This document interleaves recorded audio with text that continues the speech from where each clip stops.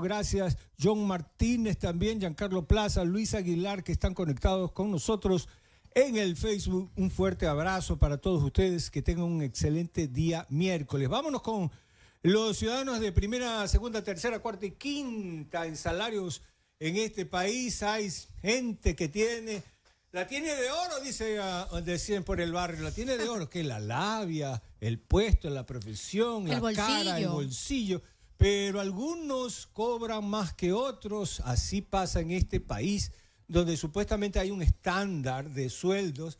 Ya vendrá la ministra de Trabajo y nos dirá por qué tenemos esta diferencia profunda. Y ahí es donde saltó el conejo. En Petroecuador, 70 personas le dijeron: ¿sabes contar? Bueno, no cuentes más con tu sueldo. Chao pescado. Aquí está el video.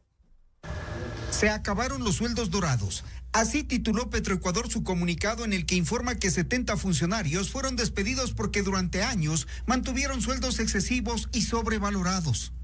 Se trata de 25 auxiliares de servicio administrativo, 24 asistentes, 2 técnicos, 2 coordinadores, 4 especialistas, 8 jefes y 5 intendentes. Según Petroecuador, esos funcionarios percibían salarios equivalentes al doble o más de lo que establece la tabla vigente. Un auxiliar de servicio administrativo, por ejemplo, recibía $1,780, cuando el sueldo es de $531. Un auxiliar de ventas cobraba en Petroecuador $2,195, cuando le correspondían $1,487. Una secretaria ejecutiva en Petroecuador ganaba casi el triple del salario que le correspondía. Recibía $2,195. La tabla le fijaba un sueldo de $885.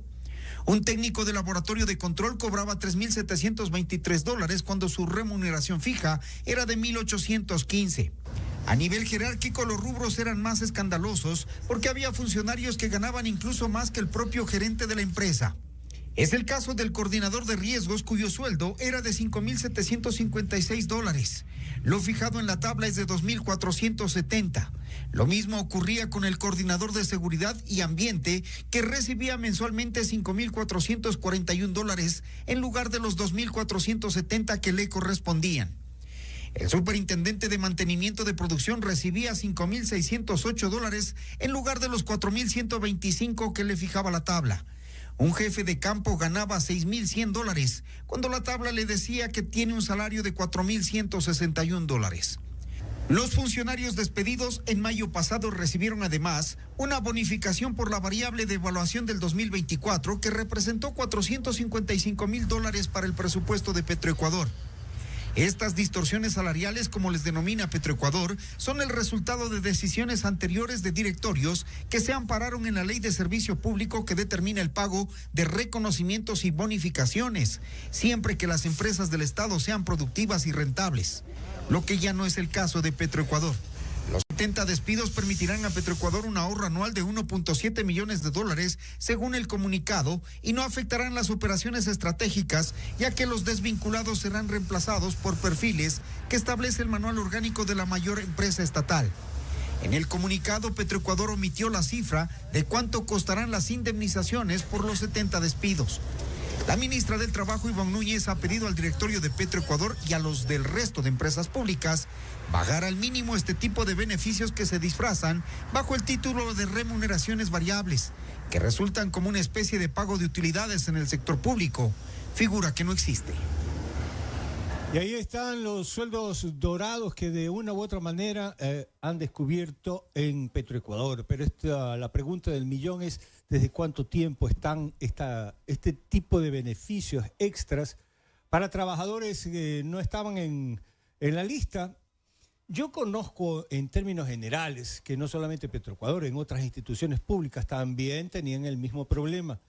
Se ha hablado de los recortes, del empacho del Estado en algunas instituciones, y Petroecuador siempre ha sido la más lucrativa. Conozco que se pagaba en algunos gobiernos la amistad del hijo del que estaba en algún ministerio, el pana, del yunta del pana, lo colocaban en Petroecuador con esos sueldos que ya vieron, que ni siquiera representaban la tabla básica, sino que tenían el doble, el triple o el cuádruple.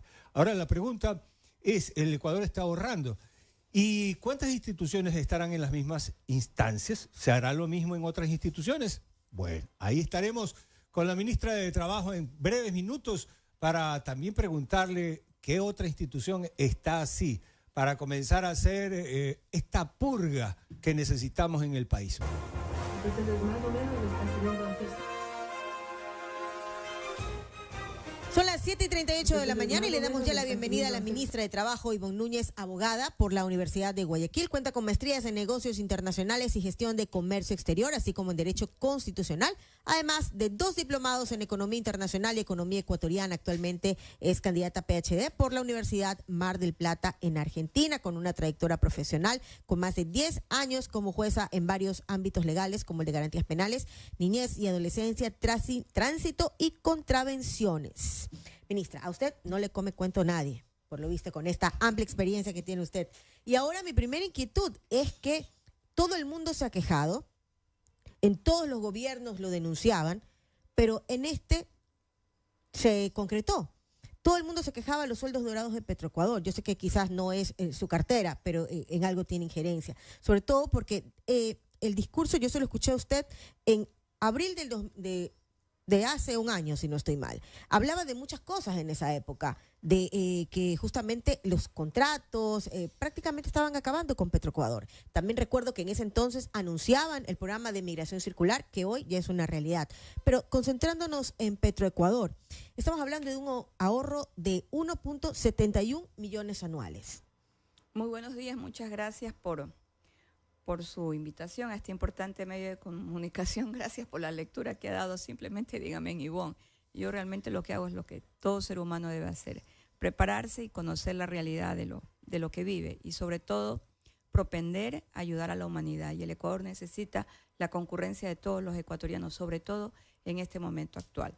En relación a la contratación colectiva, yo tengo varias aristas allí y me alegra porque ha sido a través de los medios de comunicación lo que ha permitido que el Ecuador conozca qué es lo que ha estado sucediendo. Primero, el Ecuador es signatario del convenio 98 ante la Organización Internacional del Trabajo. Esto significa que nosotros tenemos que respetar la sindicalización y la contratación colectiva. Por ende, ni la sindicalización ni la contratación colectiva son ilegales. Es más, se encuentran plasmadas en lo que establece el artículo 326 dentro de los derechos individuales y colectivos de los trabajadores. Por tanto, la contratación colectiva es legal. ¿Qué es lo que yo como ministra de Trabajo observé en la contratación colectiva en el sector público? Observé que se incumplía lo dispuesto en 2 decretos presidenciales, en el 1701 y en el 225, que pone límites y techos a la contratación colectiva en el sector público. Y yo observé como ministra de Trabajo que no se cumplía con los mandatos constituyentes del año 2008.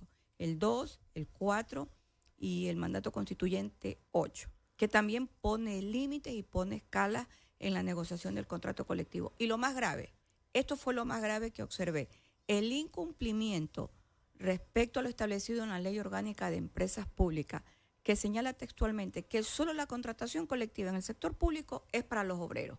En ese marco, entonces, ¿dónde están los problemas? ¿Dónde observamos los problemas? Primero, la contratación colectiva de Petroecuador, que quedó estancada en el año 2017. Allí yo observé que en ese contrato colectivo se paga lo que se conoce como remuneración variable. Es una especie de disfraz, y lo vuelvo a decir, de disfraz para pagar, de acuerdo a la rentabilidad generada por la empresa y a la eficiencia administrativa de cada trabajador, una especie de utilidad. Esto no puede ser posible porque en el sector público no se pagan utilidades. Claro. Ya. ¿Qué observé también en la contratación en las empresas públicas? Que no cumplía con lo que establece la Ley de Finanzas Públicas. Esto es, que deben tener un dictamen previo de sustento económico de lo que va a costar la contratación colectiva. ¿Qué camino usaron para no cumplir con todas las disposiciones normativas y legales? Utilizaron al Ministerio de Trabajo a través del Tribunal de Conciliación y Arbitraje y allí negociaron contratos colectivos evadiendo el dictamen previo del Ministerio de Economía y Finanzas, superando los techos establecidos en los decretos señalados y también en los mandatos constituyentes. Entonces, ¿qué yo hice como ministra de Trabajo? Le dije al país lo que estaba pasando y acudí a la Contraloría General del Estado. La Corte Constitucional ya se había pronunciado de que no era posible evadir el dictamen y tiró abajo, lo digo de esta manera muy sencilla, tiró abajo un contrato colectivo, el contrato número 16, que había sido suscrito en el sector público en el Consejo Provincial de la provincia del Oro. 7 millones de dólares y tuvieron que regresar. Y la Corte dice algo muy sencillo. No puede haber un contrato colectivo que no tenga sustento económico que ampare los derechos que han sido obtenidos en una negociación de contratación colectiva a favor de los trabajadores. Pero desde ese momento, señora ministra, ahí lo que nos damos cuenta, bueno, es que nos damos cuenta, que despertamos ahora. Desde hace muchos años, y yo que estoy más viejo en esto, le digo con exactitud que en la era, desde los años 60, uno tenía que ser o militar, sacerdote, o estar en una institución pública para sobrevivir y tener un sueldo y tener un futuro, porque de ahí profesiones aparte no se pagaba. ¿Por qué? Porque el Estado siempre pagaba mejor, siempre había una retribución, aparte del poder, estaban los salarios.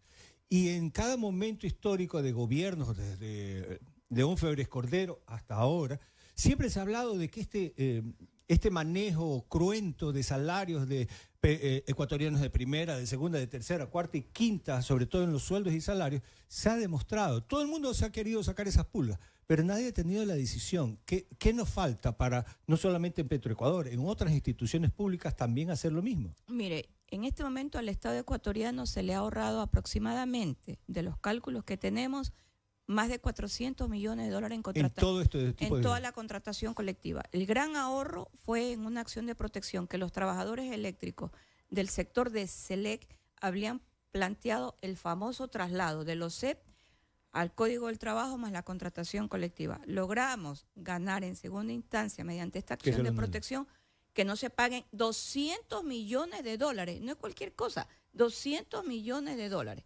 Primer ahorro. Yo advertí a nivel nacional las famosas acciones de protección que habían sido aceptadas en el Cantón Pueblo Viejo, en la provincia de Los Ríos, en el caso de CENEL. Y les dije, la Corte Constitucional ya ha emitido sendas sentencias que constituyen precedentes jurisprudenciales que no se puede hacer traslado. Ahí está la sentencia del 14 de febrero del presente año que emitió con 9 votos. Nadie salvó el voto de los 9 jueces de la Corte Constitucional.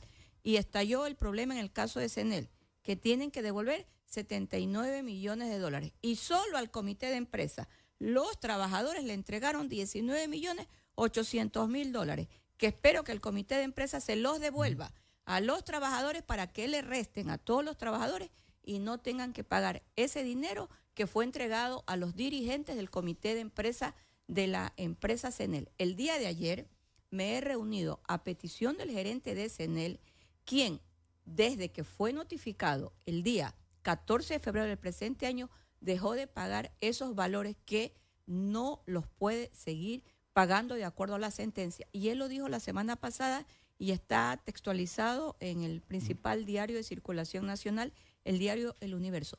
2.300.000 dólares ha dejado de pagar de manera mensual. El día de ayer me he reunido con él y con los dirigentes sindicales para decirles de qué manera vamos a hacer el traslado de aquellos que fueron trasladados anteriormente de régimen. Discúlpeme, solamente es un comentario, es sentirse que nos han estado chupando la sangre desde adentro. Y con la bendición de quién es que se lo permite, porque el juego, ellos no van y dicen, bueno, págueme, me siento aquí, yo ya quiero, y alguien les da la bendición, alguien los custodia, alguien los lleva, alguien los pone ahí, los sienta y les concede el salario privilegiado. Bueno, ¿es político? ¿Es económico? La Corte Constitucional determinó las responsabilidades administrativas de las personas que elaboraron este famoso caso de CENEL, y también determinó la Corte las investigaciones pertinentes en el área penal por las figuras delictivas que probablemente se habrían cometido en este caso. Los jueces que conocieron la causa ya fueron destituidos. Eso fue una disposición de la Corte Constitucional. Pero usted señala algo. ¿Quién estuvo atrás de esto? Yo lo he dicho varias veces. ¿Quién fue el gerente de CENEL que dio paso a estos pagos y que incluso incumplió con una norma establecida en la ley de la Procuraduría General del Estado? Porque cuando obtiene la sentencia en segundo nivel para que se proceda al pago en la Corte Provincial de Los Ríos, él presenta la acción extraordinaria de protección. El ingeniero Antonio Icaza, que hoy se encuentra sentenciado en primer nivel por el Tribunal Penal en el famoso caso Encuentro, junto al señor Danilo Carrera. Entonces, Antonio Icaza, este señor que gerenciaba CENEL en su momento, presenta la acción extraordinaria de protección, porque la ley obliga a que quien representa al sector público, al Estado, litigue hasta última instancia, salvo el caso que la Procuraduría General del Estado le permita llegar a un proceso de conciliación. Eso no existía. ¿Qué hizo él? Desistió de la acción extraordinaria de protección y procedió al pago. Estimada abogada Ivonne Núñez, qué gusto que nos acompañe acá, que esté visitando nuestra ciudad y obviamente también compartiendo tu espacio de opinión. Quiero empezar de esta forma porque muchas personas nos están ya escribiendo en redes sociales, sobre todo en nuestro portal de Facebook, indicando que usted es una mujer valiente.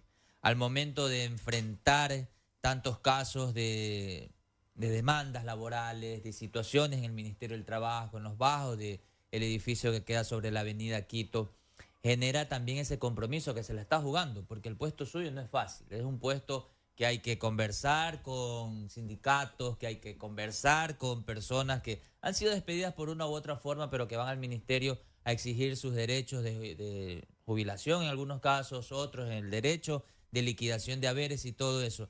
Pero trayendo el tema que estamos conversando del sueldo dorado, mucha gente se identifica con esta causa porque hay muchos que dicen ganar poco y no tener los mismos privilegios y otros que están vinculados a distintas instituciones que están recibiendo sueldos dorados, como se está manifestando. Pero eso se termina, estimada abogada Ivonne, se está queriendo culminar con eso y darle paso también a un nuevo Ecuador que fomente también el empleo en nuestro país. Tenga la plena seguridad que sí. Esa es la política de nuestro presidente Daniel Noboa Sin, y el Ministerio de Trabajo debe cumplir con la política laboral establecida por el presidente y además en el compromiso que se encuentra textualizado en el Plan Nacional de Desarrollo que ha sido aprobado por el Legislativo. Cuando usted habla de los conflictos que el Ministerio del Trabajo enfrenta, el primer conflicto que se solucionó fue el conflicto de cervecería. Se le ha pagado absolutamente a todos y el informe final se entregará ante la Corte Constitucional tal como lo he prometido en el mes de julio. El problema más álgido allí fue encontrar a los familiares de los fallecidos. Pues los encontramos y se ha procedido al pago a quienes ellos dispusieron de acuerdo a las reglas que estableció la Corte Constitucional.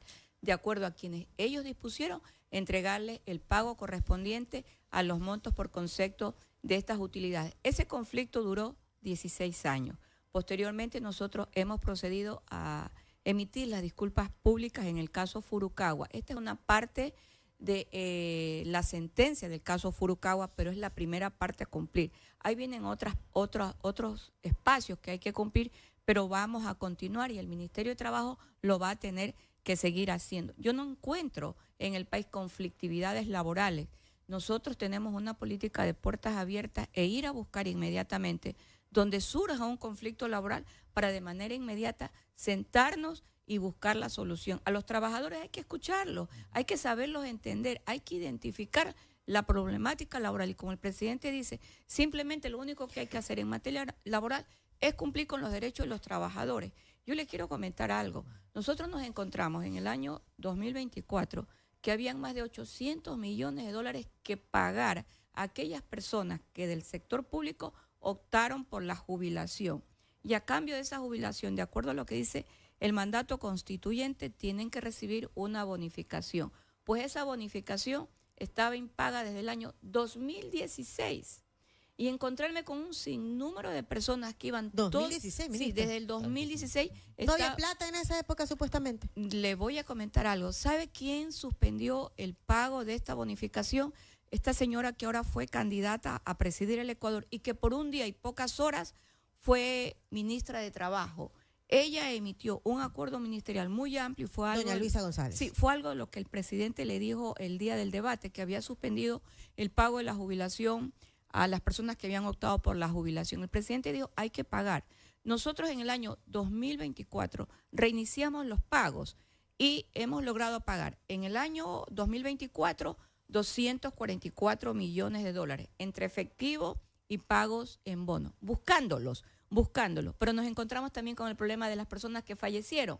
Y el Ministerio del Trabajo emitió el acuerdo ministerial. Y aprovecho este importante medio de comunicación Radio Élite para que, por favor, las personas que son familiares de los fallecidos, que optaron por la jubilación voluntaria y que tienen derecho a recibir la bonificación, acudan al ministerio para que nos entreguen los documentos, porque ya estamos cancelando también a los herederos. Nosotros, en lo que va del año actual, en este año 2025, hemos pagado aproximadamente más de 25 millones de dólares. ¿Cuántas personas faltarían para completar todas esas personas que se jubilaron? ¿Cuánto fue el original y cuántos han pagado? Mire, yo le diría más que persona, me iría por el monto. Ajá. Si yo tenía 800 millones de dólares que pagar, he pagado 244 millones. Hasta este momento hemos pagado, de lo que va este año hemos pagado más o menos 24, 25 millones de dólares. Me faltan más de 400 millones de dólares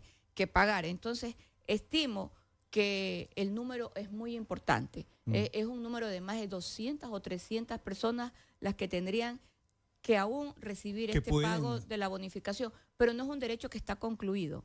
Es un derecho que en este momento lo pueden seguir ejerciendo la persona que desea jubilarse, siempre y cuando el Ministerio de Economía y Finanzas establezca ya el pago, es decir, existe el valor listo para ser cancelado, sea en bonos, es decir, en papeles para que los canjeen, o sea de pago directo. Lo que tienen que hacer es acercarse y entregar la documentación en las instituciones del Estado, porque lo que hace el Ministerio del Trabajo, de acuerdo a las disposiciones que se les otorgó y las facultades que fueron otorgadas al Ministerio, es consolidar la documentación y proceder a la cancelación. Ministra, tengo la inquietud del señor Franklin Ortiz, que nos ha hecho llegar a nuestra base. Dice, si el pueblo reiteradamente le ha dicho no al contrato por horas, porque el afán de pretender el ministerio de hacer lo contrario, que dice la Constitución, y el mismo pueblo en la consulta popular a quien quieren beneficiar. Yo solamente, antes de que usted conteste, quiero decirle a don Franklin Ortiz que yo estoy de acuerdo con el contrato por horas, ministra, porque los jóvenes siempre van a tener la oportunidad.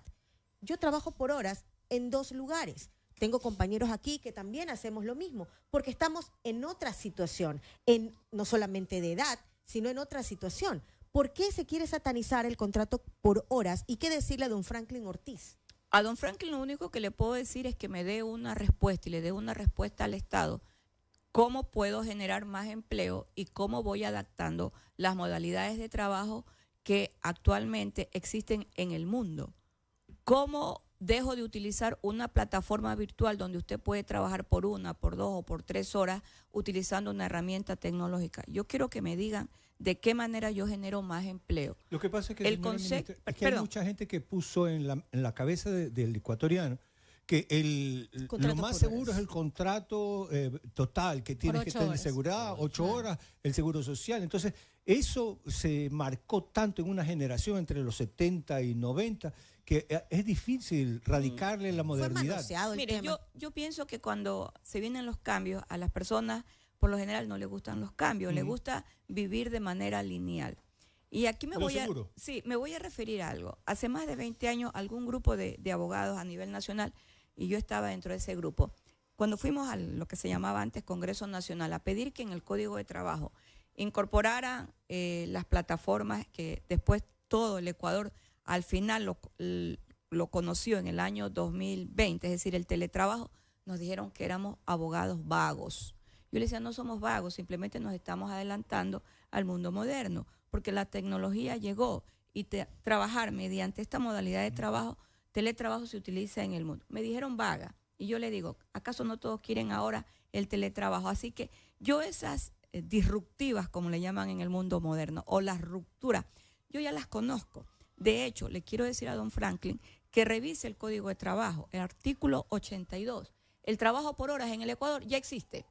Existe denominado tiempo parcial. Usted puede trabajar hasta 4 horas diarias durante 5 días a la semana. Hay muchos profesores en Ecuador, en las universidades públicas, que trabajan por hora, es decir, el tiempo parcial. Esta modalidad que en la consulta popular se planteó es eliminar el concepto que se encuentra en la Constitución de la República, que es un concepto errado, elaborado en el año 2008, que conceptúa que el trabajo por hora es precariedad laboral. La precariedad, según el concepto general, es no tener dentro de la contratación directa que usted en algún momento suscribe los beneficios de ley. Es decir, básicamente el beneficio de la seguridad social. Según la normativa y el concepto que en Europa se está manejando sobre precariedad laboral, incluso se habla ya de atender los problemas de salud mental.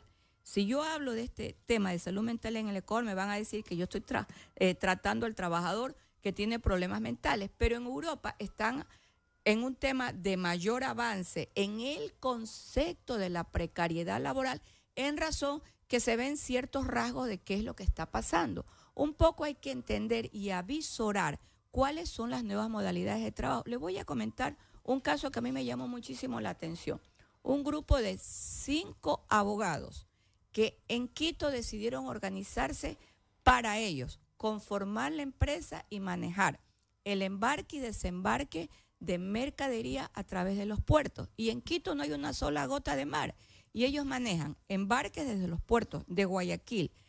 Trabajan a distancia. Trabajan a distancia solo con teletrabajo.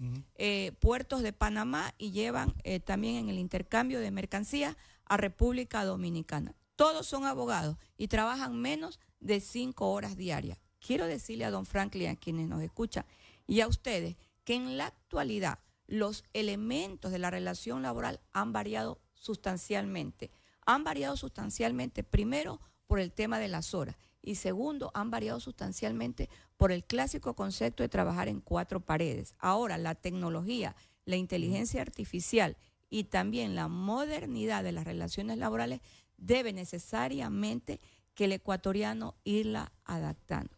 Mire, nosotros tenemos suscrito uno de los convenios de comercio más importantes que el Ecuador haya firmado en estos últimos años, que es el convenio con la República Popular de China. Básicamente un convenio de entrega de productos agrícolas.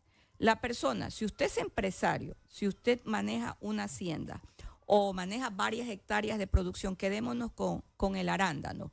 Yo le pregunto, ¿el arándano se puede sembrar todos los años y encontrar la cosecha y la producción del arándano todos los años? El que sabe de agricultura me va a decir exactamente la respuesta.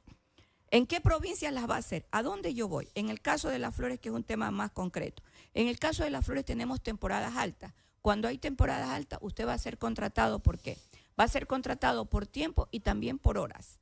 Y probablemente usted va a ser contratado para los fines de semana, para el día sábado y para el día domingo, para que haga el embalaje. Hay tiempos que son muy altos de producción y de exportación. Hay tiempos que son muy bajos. Entender esto no es fácil. Pero los que sabemos cómo se manejan las relaciones laborales, tenemos que ir adecuando para darle la posibilidad a la persona que requiere un puesto de trabajo y trabajar y tener una remuneración, darle la posibilidad que lo haga. Ministra, una consulta de mi parte y es sobre la propuesta de la jubilación patronal. ¿Cuál es el estado de la misma? Es también un tema que se empezó a analizar y a debatir bastante porque incluye pues esta aportación ya no solo por parte del empleador, sino también por parte del trabajador y evitar así pues los casos de despido que hemos evidenciado pues a través de los años. ¿Qué nos puede decir? Yo he decidido enfrentar este grave problema y lo he decidido enfrentar porque las quejas son las siguientes. Cuando usted se acerca a tener 20 años de trabajo en una empresa, en el sector privado, a usted lo desvinculan. ¿Y con qué yo me encuentro? ¿Con qué nos encontramos allí? Que la persona pasa de 45 o 50 años de edad. Entonces, sale de su puesto de trabajo y es muy complicado conseguirle trabajo a esta persona. Este es un tema de hace más de 50 años que nadie decidió abordarlo y toparlo. Y yo dije, no, vamos a toparlo. Y lo llevé al Consejo Nacional de Empleo y Salario, que este consejo, bajo el liderazgo del presidente Daniel Noboa, con este Ministerio de Trabajo, ya no se reúne una vez al año solo para fijar el salario básico unificado. Ahora nosotros establecimos reunirnos cada 60 días. Allí ha surgido justamente este tema. ¿Por qué? Porque cuando yo asumí el Ministerio de Trabajo, me encontré con la siguiente novedad. Más de 32 años llevaba la ley de jubilación especial para los trabajadores de cementera. Más de 30 años para tener una jubilación justamente cuando ellos se jubilaran. ¿Sabe lo que sucedió? La Corte Constitucional decidió dejarla sin efecto, no a un artículo, a toda la ley, pasaron más de 30 años. Y yo quiero comentar algo que yo lo he dicho en el Consejo Nacional de Empleos y Salarios. Qué pena, ningún dirigente sindical defendió a los trabajadores de la cementera. Nadie. Yo les he dicho, ustedes nunca han defendido a los trabajadores. Aquí está este caso. ¿Qué hizo la Corte Constitucional? Dispuso que la Presidencia de la República, el Seguro Social y el Ministerio del Trabajo elaboráramos la nueva ley. Y elaboramos la ley. Ya está entregada en la Asamblea, en la Comisión de lo Laboral. He hablado con los nuevos integrantes de la Comisión de lo Laboral porque el debate ya se dio. Si se requiere un debate, pues entonces vamos a hacerlo. Ahí está el origen. ¿Por qué yo como ministra de Trabajo he decidido enfrentar este tema? Para el día de mañana está la convocatoria. Aquí le puedo enseñar y le voy a dejar la carpeta. Mañana los especialistas en cálculo actuarial que nos ha entregado el Instituto Ecuatoriano de Seguridad Social le van a enseñar cómo se hace un cálculo actuarial normal para aquel que recibe la jubilación del Seguro Social y cómo se hace un cálculo actuarial para la jubilación patronal. Y ellos van a dar las cifras y vamos a entender de qué manera podemos romper esta gran barrera, este gran muro. Yo creo que si le pregunto o le preguntamos todos a un trabajador, ¿usted está dispuesto a seguir trabajando más de 25 años en la empresa, hacer un aporte porcentual de acuerdo a lo que resulte del cálculo actuarial, pero no dejar su puesto de trabajo? La persona le va a decir que sí, que sí, y el empleador le va a decir, ¿sabe qué? Yo no tengo ningún problema en dar ese valor mensualmente, que además cuando sale de una empresa se lo lleva y sigue aportando la siguiente empresa. Es como un fondo, un ahorro. ¿Por qué? Porque cuando nació este Código del Trabajo, nació esta jubilación patronal, porque todavía faltaba condensar la jubilación del Seguro Social.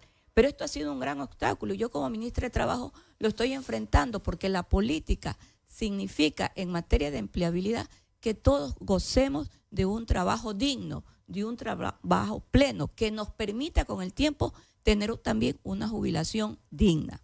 Ministra, hay una actividad conjunta importante que la hacen con la Cancillería y es este programa de migración circular. Ecuatorianos que están trabajando ahora en España, pero era un convenio también que se iba a hacer con Italia y Canadá. ¿Cómo justamente se da esta selección para decir, viene este determinado grupo y a qué áreas productivas justamente ellos van a desempeñarse? La migración circular nació como una idea para romper la migración ilegal. Conversamos allí nosotros con varios embajadores, sobre todo con el embajador de España, con quien Ecuador mantiene una muy buena relación, más aún cuando nosotros tenemos muchos compatriotas viviendo en España y también en Italia. La migración circular existe en otros países, entonces identificamos de qué áreas y de qué provincias se podía dar la posibilidad de la migración circular. Nació la migración circular, pero la migración circular se trabaja de estado con estado. Cancillería, Ministerio del Trabajo, Embajada y también Cancillería o Ministerio de Relaciones Exteriores de España. Vienen los empresarios, hacen las ofertas laborales, todo el tiempo, todos los momentos en que nosotros tenemos contacto con las personas aspirantes a trasladarse en la migración circular, tiene el acompañamiento de Naciones Unidas, porque Naciones Unidas también conoce y nos ofrecen ellos la seguridad y toda la legislación internacional que significa tener empleabilidad en otro país. Hemos hasta este momento enviado ya a España a 600 ecuatorianos. La mayoría son de la provincia de Imbabura. Son jóvenes especialistas en agricultura. Están básicamente en la ciudad de Huelva. Y me causa un poco de gracia porque también nos hacen pedidos y saben pedir a los jóvenes que hacen el papel trabajan en salvavidas. Entonces se van jóvenes de la provincia de Manabí. Entonces yo le digo, ¿y por qué es que piden a los jóvenes de la provincia de Manabí? ¿Qué es lo que está pasando con los chicos nuestros? Entonces dice, no, ellos mantienen un trato muy cercano con las personas que van a las playas y todo. Entonces le digo, bueno, esa es una característica no solo del manabita, sino del ecuatoriano. Entonces me causa mucha sorpresa cuando piden la presencia de los salvavidas, que también van a ciertas playas de Italia, también son llamados y también ellos se van para allá. Los sueldos son muy buenos. Ahora estamos trabajando con Alemania, estamos trabajando también con Corea del Sur, porque tienen un problema ellos muy alto en el área de la construcción. y requieren personal que sea especializado en construcción, pero es un trabajo que se lo mantiene, de tal manera que estas son formas de empleabilidad. Y aprovechando también la radio, les puedo decir a quienes nos escuchan que por favor revisen la página del Ministerio del Trabajo. Ahí están las ofertas laborales que en este momento tenemos en Quito y tenemos en otras provincias en áreas especializadas. El Ministerio va a seguir trabajando con Ruta de la Empleabilidad, que es una campaña específica. Ya tenemos 9 provincias que hemos visitado y compromisos con más de 45 empresas que nos generan más puestos de trabajo, donde estamos incorporando no solo a los jóvenes, a las mujeres y a las personas mayores de 45 años de edad. Ministra, solo una última que por aquí escribía alguien de Quevedo, precisamente ya ese importante destino del Ecuador, que es Quevedo, sobre el tema de los sindicatos de empleados del municipio, de ese lugar de Quevedo, si se está trabajando, porque denunciaban alguna situación de vulneración de sus derechos. Le voy a comentar allí. El día de ayer, cuando yo llegué al Ministerio del Trabajo, me encontré con varias personas que estaban en los exteriores del ministerio con banderas, etcétera. Entonces, cuando yo me encuentro con trabajadores que van al Ministerio del Trabajo, yo lo primero que hago es atenderlos a todos.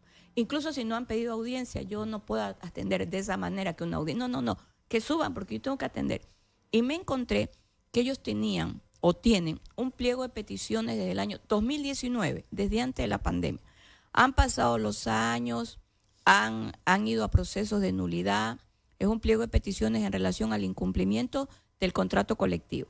Entonces, están para un proceso de decisión en la Dirección Regional del Guayas, pero ellos han cuestionado y han pedido a la directora regional, porque aquí tenemos una directora regional en la provincia del Guayas, que también por la jurisdicción llega a la provincia de Los Ríos, por eso podemos hablar de Quevedo bajo la dirección del Guayas, porque tiene esa jurisdicción y también tiene la jurisdicción de Galápagos, que no ha resuelto dentro del tiempo que establece la ley y la han recusado.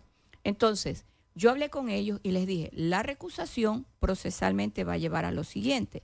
Es probable que ella se excuse. Al excusarse hay que pedirle a otro director regional, de acuerdo a lo que establece la ley, que asuma el caso, pero volvemos a foja cero. Y eso va a llevar de 2 a 3 meses y obtener una resolución.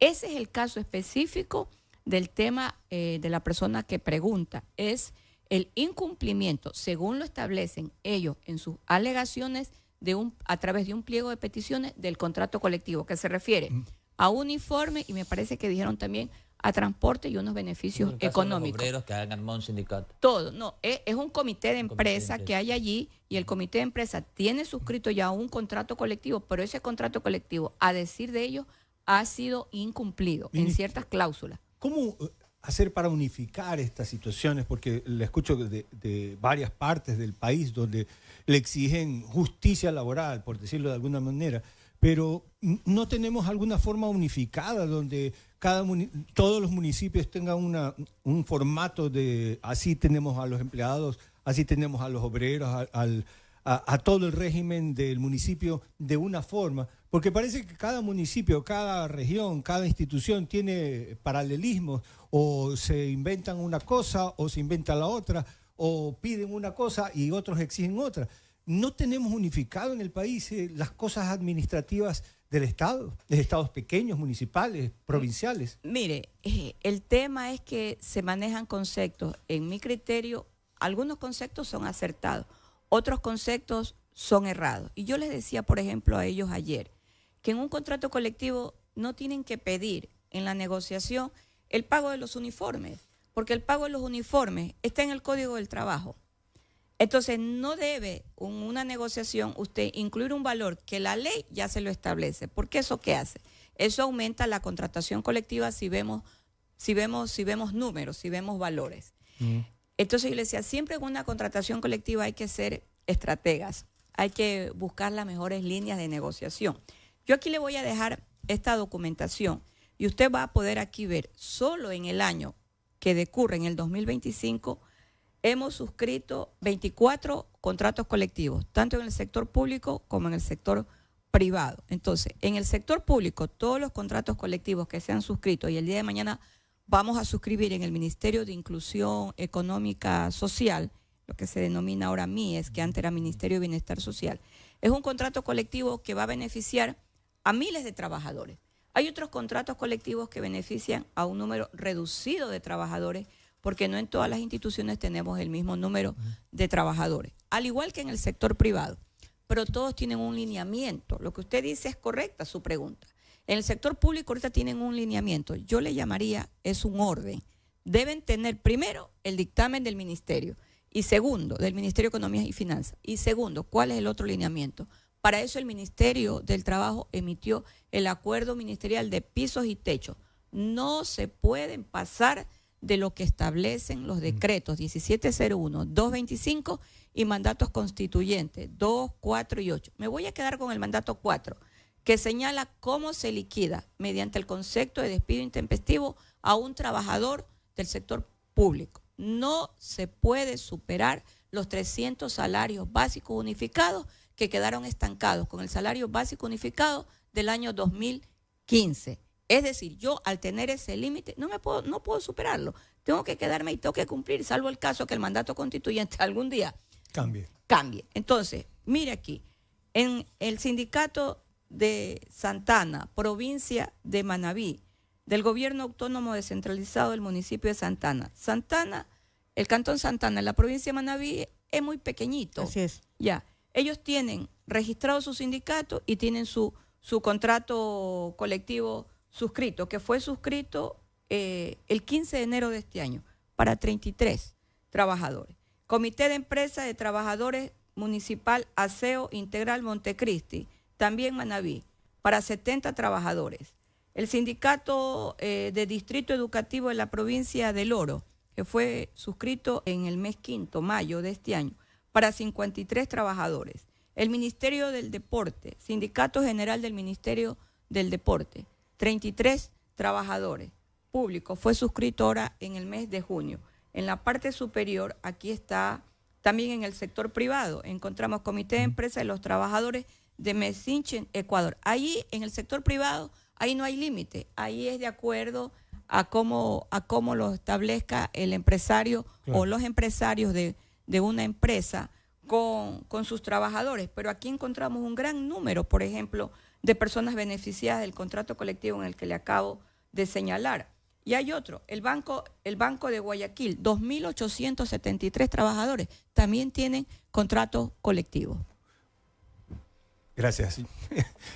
Eso me quita la duda, es porque no entendía por qué a veces tan difícil es entender de que sí se puede hacer un sindicato, sí se puede hacer un contrato colectivo, pero lo que no hay es que abusarlo ni manejarlo, como en el caso de el IES en Cuenca, de la señora Rosa Argudo, que me parece hasta criminal ponerla de ejemplo, pero es como la gente usa la trama, el poder dentro del sindicato y manejarlo hasta que se enriquece y uno no sabe. Esa señora creo que era enfermera en tercera o cuarta categoría, pero llegó a ser 22 años representante del como sindicato dirigente. Y ahora tiene hoteles, tiene propiedades, etcétera, etcétera, que no se pueden explicar. Y le voy a comentar algo. A mí me tocó el año pasado, en el mes de junio, comparecer ante el Pleno de la Asamblea Nacional, cuando de presidente de la Asamblea estaba el ingeniero Cronfle.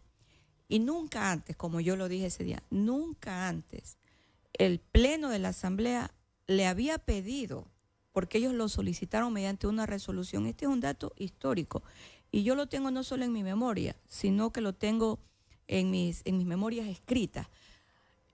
Nunca antes la Asamblea Nacional le había pedido a la Fiscalía General del Estado que a un sindicato de trabajadores se lo investigara por supuesto testaferrismo, peculado, enriquecimiento ilícito, delincuencia organizada. O sea, todos los delitos contra la administración pública están en esa resolución que la Asamblea Nacional adoptó. Y hoy la señora está siendo en la primera fase de la Fiscalía investigada. Esto no solo que es un hecho vergonzoso, esto es una traición a los principios del sindicalismo. El sindicalismo en el mundo laboral es la primera organización. Todos nos organizamos en los sectores populares, en las cámaras, todo el mundo se organiza. A nivel de los trabajadores también se organizan y se denominan sindicatos o comité de empresa. Pero esto nunca había pasado. ahí hay una traición evidente y yo creo que hasta un uso de lo que es el sindicalismo para fines perversos. Vamos a ver qué es lo que sucede con el paso del tiempo con el caso del Sindicato de Trabajadores del Instituto Ecuatoriano de Seguridad Social, que por cierto, el año pasado, en el mes de febrero, ellos plantearon al Ministerio de Trabajo un traslado de más de 1.700 trabajadores, utilizando el famoso traslado de la LOCE. Claro. Y cuando yo la recibí a ella junto con otro dirigente, les pregunté, discúlpenme, ¿cuánto significa económicamente el traslado? Y me dijeron 7 millones de dólares. Pues aquí se va a hacer el informe técnico. Vamos a ver a quiénes les corresponde el traslado y los pagos. ¿Sabe a cuántas personas les correspondió el traslado y cuánto se pagó? Solo a una persona y se pagó menos de $5,000. No se pagaron los 7 millones de dólares. Por eso se puede entender los ataques que me han hecho durante muchísimo tiempo y me siguen haciendo como ministra de Trabajo. Se la dejó pasar. Solo le puedo decir algo. Me alegro cuando me hacen todos estos videos porque me sacan fotos bonitas. Ministra, muchísimas gracias. Gracias a usted por habernos acompañado en esta mañana. Vamos a un corte y regresamos enseguida.